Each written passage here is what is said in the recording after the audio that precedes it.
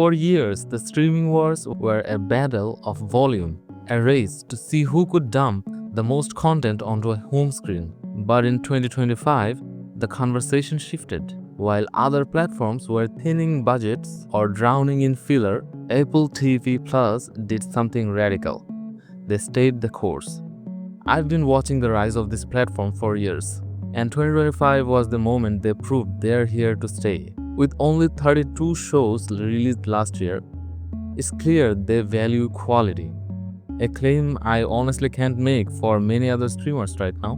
2025 was the year the prestige streamer finally became the definitive home for TV that respects your time. The awards speak for themselves. But even if you believe awards can be bought, I'm here to tell you that the ones that Apple TV Plus won this year are worth it. We have to start with the heavy hitters. Severance Season 2 finally arrived, and it managed the impossible, expanding that claustrophobic world without losing the mystery. It stayed grounded in the emotional stakes of the characters while delivering a finale that actually felt like a resolution to the Mark and Jamma mystery. The 3-year wait felt like an eternity, but the sheer level of detail in every frame proves that Apple gave the creators the time they actually needed to get it right. It's rare to see a show this weird remain this accessible. But that's the magic of Severance. It's high-concept science fiction with a beating, desperate heart. When Vince Gilligan began shopping a home for his new science fiction series, it sparked a significant bidding war in 2022 among major outlets, including Netflix, HBO, and Amazon, before landing at Apple TV Plus.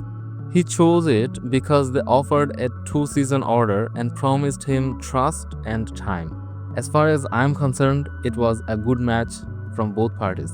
Pluribus, the TV show about a mysterious alien virus that transforms most of humanity into a peaceful, happy hive mind while leaving a handful of immune individuals, was a slam dunk, both as a show and at the awards.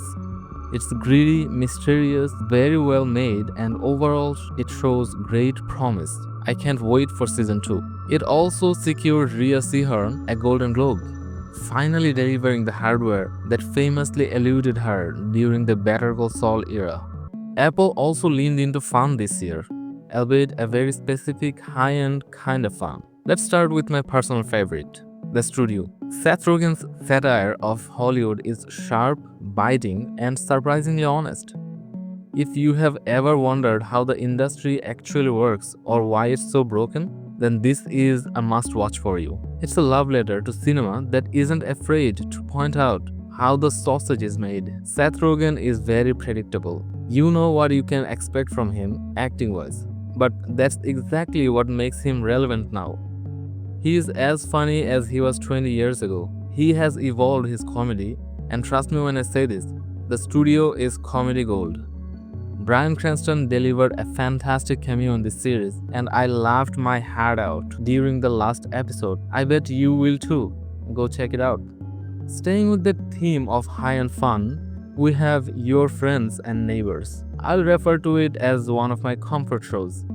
Jon Hamm tried his hands in comedy, but it just didn't click previously. But this show gave us Jon Hamm in a comedy role where he was really funny. It's a crime caper that uses suburban wealth as a backdrop for a midlife crisis.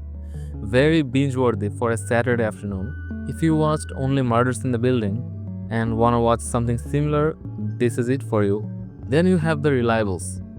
Slow Horses Season 5 proved that Jackson Lamb is one of the most consistent characters on TV. It's the exciting spy thriller because it refuses to be cool. It's messy, bureaucratic, and sometimes it's brilliant. Whenever I watch a new season of this, I know that I am in for a thrill ride, and this season didn't disappoint. Similarly, Shrinking kept its streak alive. It handles heavy themes like grief and Parkinson's with incredible grace. It's one of the few comedies that can make you laugh and cry in the same 30-second window without feeling like it's trying too hard. I'm not gonna lie, every season I get the vibe that this show will lose its appeal. But every time, I'm surprised. The latest season, like the previous ones, was warm, funny, and the right amount of serious. Beyond the big headlines, there were so many other shows this year that deserve a spot on your watch list. We had Presumed Innocent, which is easily the grittiest legal drama on TV right now. It's tense, unpolished, and completely hooked me.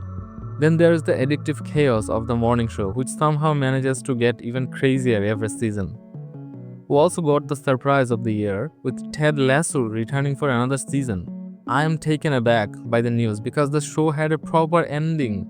But let's see what more they have for us. And I have to mention Bad Sisters. It's a quiet Irish drama that balances dark humor and family bonds with so much heart. I'm getting a lot of Big Little Lies vibes from this. The fact that these are secondary mentions just shows how high the bar has been set for Apple TV+. If you think I'm just being a fanboy, look at the hardware. Apple TV Plus cleared 22 Emmy wins this past September, with the studio making history by taking home 13 of them.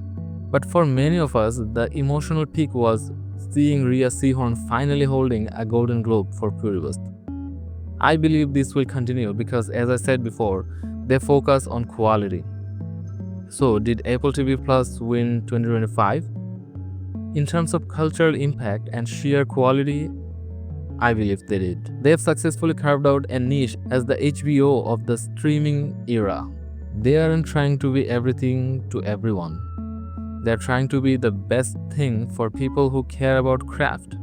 They have proven that in a world of endless scrolling, quality is the ultimate luxury. But I want to hear from you.